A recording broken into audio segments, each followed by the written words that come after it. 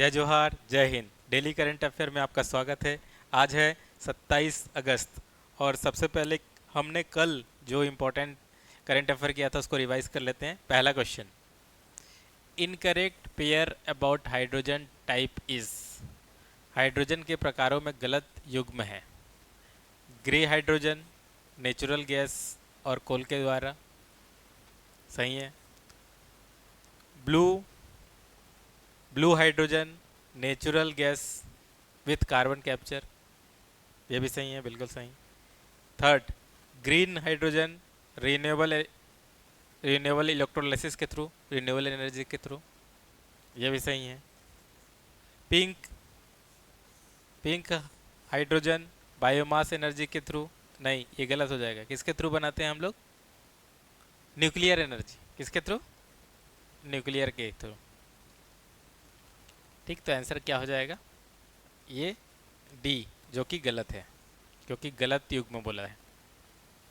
अगला जो क्वेश्चन है, integrated air defence weapon system under जो मिशन सुदर्शन चक्र includes which of the followings.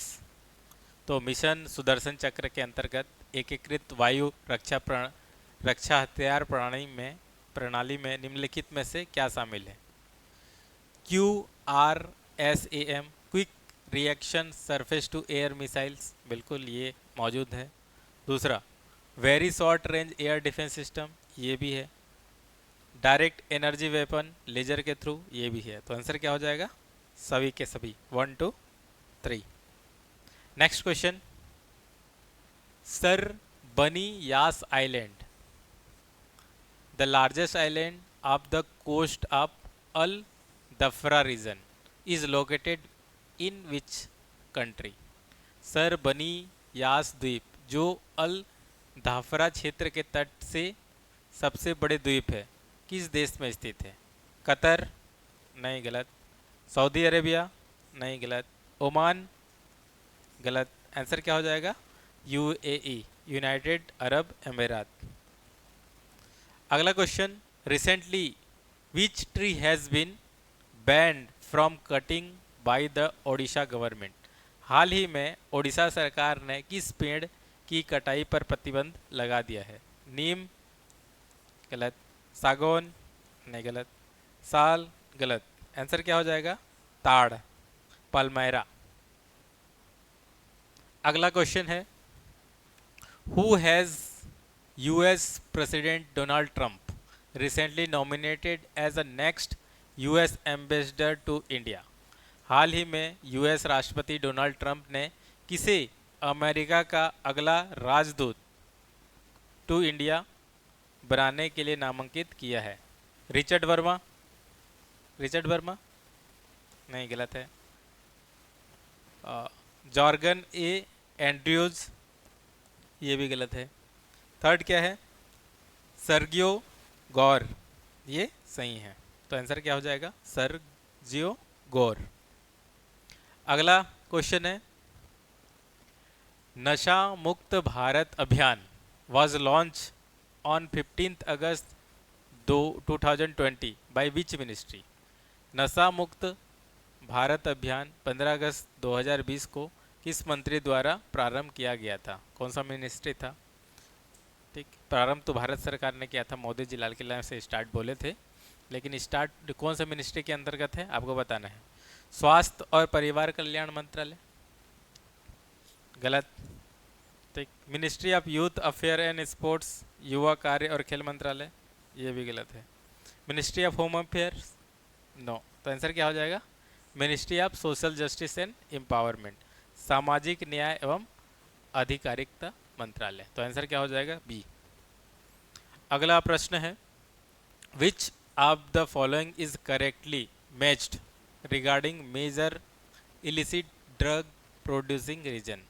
निम्न में से कौन सा अवैध मादक पदार्थ उत्पादन क्षेत्र के रूप में सही रूप से मिलाया गया है? बताना है आपको, कल पढ़े थे। एक गोल्डन क्रिसेंट होता है, दूसरा गोल्डन ट्रायंगल होता है। तो गोल्डन क्रिसेंट कहाँ पे होता है? ये है, ठीक है ना। चांद कहाँ है? पाकिस्तान है, ठीक है ना। क्रिसेंट मतलब चांद टाइप का। और जो ट्रायंगल कहाँ पे है, इधर है, ठीक है, नॉर्थ ईस्ट थोड़ा ट्रायंगल टाइप का दिखता है अपन को। तो ये, तो यहाँ पे कौन कौन है, गोल्डन क्रिसेंट में म्यांमार आएगा क्या, नहीं आएगा, ये पहला गलत हो जाएगा, ये ट्रायंगल में आएगा। गोल्डन ट्रायंगल अफगानिस्तान ईरान आएगा क्या, नहीं आएगा, ये गलत हो गया। Golden crescent Afghanistan Iran Pakistan, ये क्या हो जाएगा, सही हो जाएगा। तो आंसर क्या हो जाएगा, ऑप्शन डी। अगला प्रश्न है, which state has recently become India's first fully digitally literate state. हाल ही में भारत का पहला पूर्णतः डिजिटल साक्षर राज्य कौन बना है। कर्नाटका गलत, तमिलनाडु गलत, गुजरात गलत, आंसर क्या हो जाएगा, केरला हो जाएगा। नेक्स्ट, आज का जो करंट अफेयर है उसमें सबसे इम्पोर्टेंट जो न्यूज़ आ रहा है, टिट फॉर टैट हमने भी स्टार्ट कर दिया है।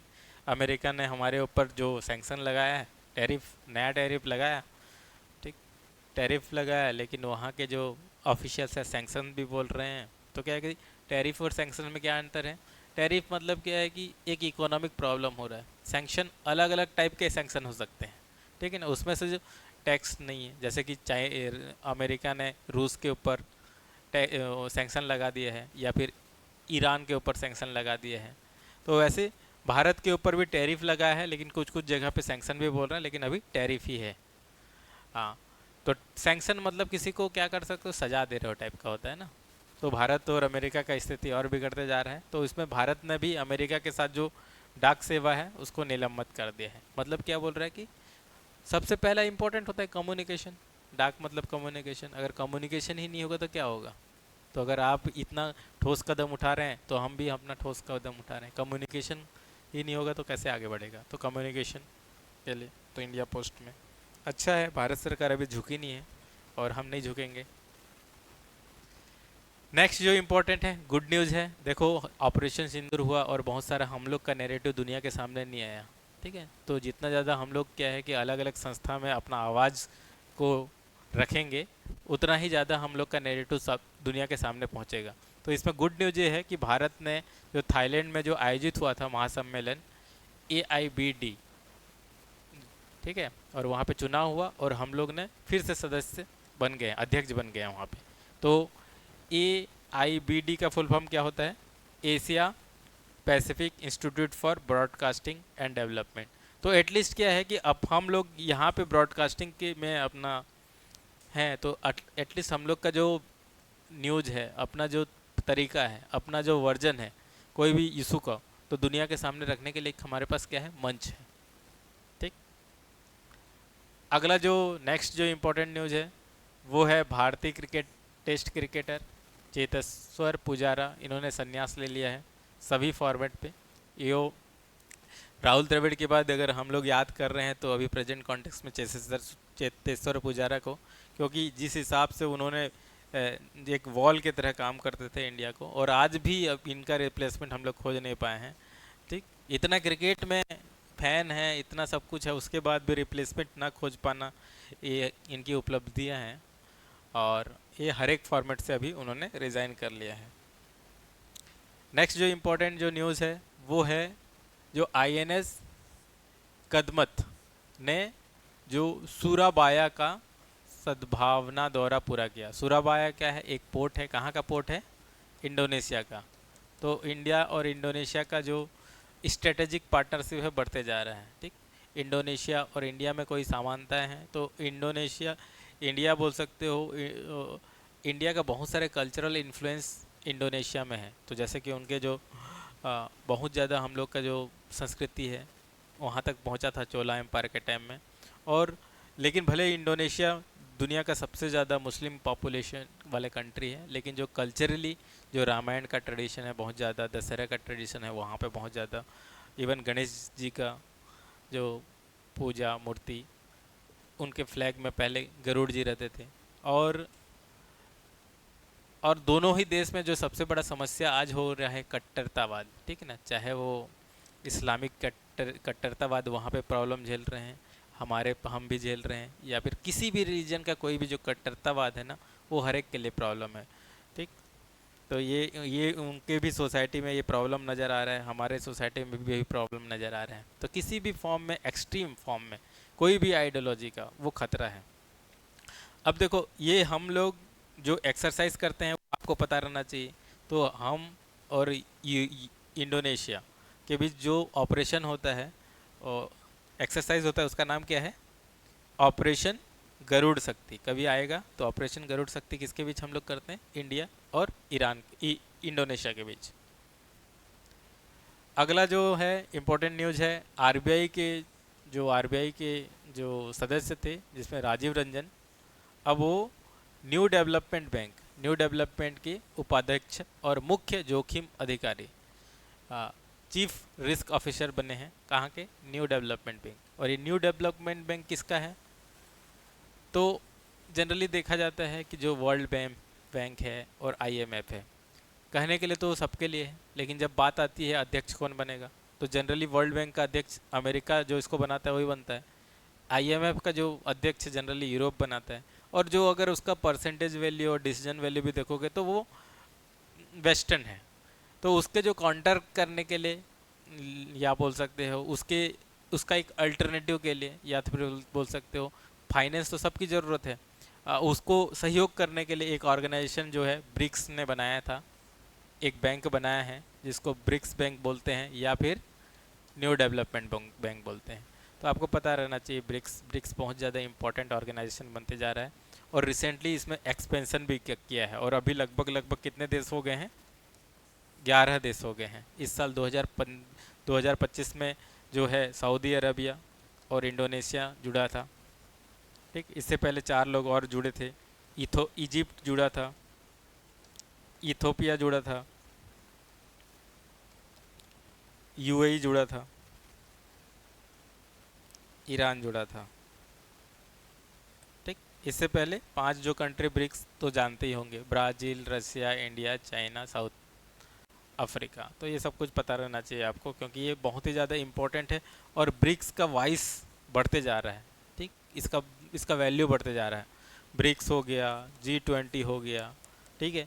पहले किसका वैल्यू रहता था? P5 कंट्री लोग का, G7 का वैल्यू रहता था। अब G7 में तो फॉल्ट लाइन आ गया है। G7 इंडिया में बुलाया जाता है, इंडिया को भी बुलाया जाता है उसमें। तो ये क्या है कि नया इकोनॉमिक सिस्टम जहाँ पे बन रहा है, जहाँ पे पैसा बहुत ज़्यादा जनरेट हो रहा है, वो ब्रिक्स कंट्रीज हैं। तो उसके न्यूज डेवलपमेंट बैंक के कौन बने हैं? सदस्य, ये अध्यक्ष बने हैं। आपको बताना, कमेंट में लिखिएगा कि जो न्यू ब्रिक्स बैंक है, न्यू डेवलपमेंट बैंक है, उसका हेडक्वार्टर कहाँ है, ठीक है। तो इस तरीके से आज हम लोग ने आज का करेंट अफेयर कंप्लीट किया। लेकिन इसमें आज जो हम लोग को प्रैक्टिस करने के लिए जो क्वेश्चन है, discuss the implication of BRICS expansion on the global power balance and evaluate how India can leverage the grouping to the future further its national interest।